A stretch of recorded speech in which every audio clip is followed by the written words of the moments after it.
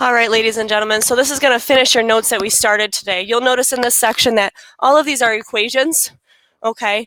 So we actually need to solve them for the variable. Now, if you look at number 1, you'll see that we have an x squared and an x. So they're different. I can't solve for them both, so it's got to be set equal to 0. Well, it already is. So we're going to go ahead and factor this.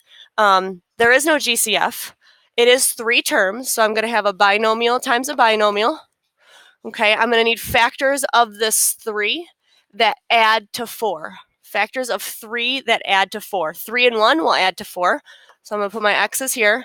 I'm going to do a 3 and then a 1. If I'm adding to 4, that means the symbols have to be the same.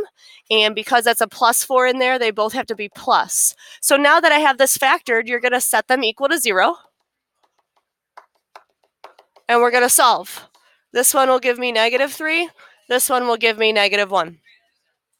Okay, let's go down below it to number 5. Ladies and gentlemen, please. Thank you. I'm going to go down to number 5. Again, you'll see it's already set equal to 0. We have that d squared and that d, so we're going to factor it into 2 binomials because there are 3 terms up there. I know I need to start with d and d. I have factors of 6 that will add to 5. Factors of 6 that will add to 5. That would be 2 and 3.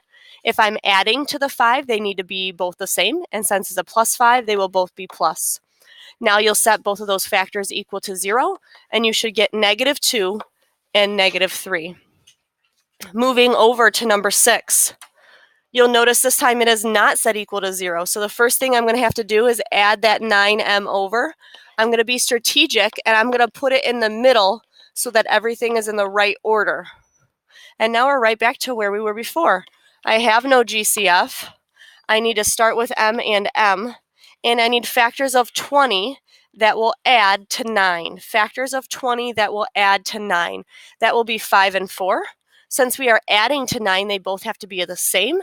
And since that's a plus 9, they will both be plus. Now you're ready to solve. Set them equal to 0, and you get your 2 answers. Let's go over to number 7 here. Please notice it is equal to 0. Please notice that we have 2 terms.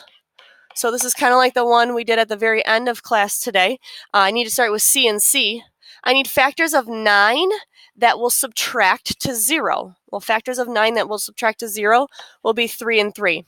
If I'm subtracting to 0, that means they have to be different symbols. These are conjugates. You'll set them both equal to 0 and find your 2 answers of -3 and 3. Moving over to number 16. Please notice number 16, again, is already set equal to 0. Notice it doesn't start with a 1. But notice we have a GCF. I can take a 2 out of all of these. And now it looks like that. So when I do my 2 binomials, I know I need an x and an x. I will need factors of 15 that subtract to 2. Factors of 15 that subtract to 2.